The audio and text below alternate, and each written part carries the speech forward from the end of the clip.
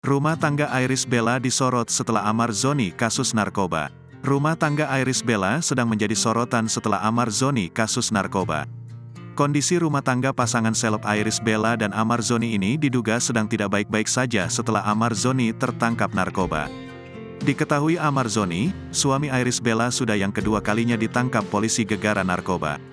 Demikian Amar Zoni kini diputuskan menjalani masa rehabilitasi. Itu setelah Iris Bella membesuk Amar Zoni di tahanan Polres Metro Jakarta Selatan, Senin, tanggal 13 Maret tahun 2023.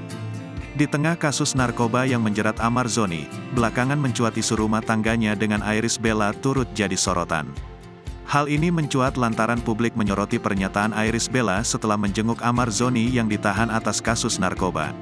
Saat itu, Iris Bella tampil ke hadapan awak media setelah menjenguk Amar Zoni di Polres Metro Jakarta Selatan, Senin, tanggal 13 Maret tahun 2023.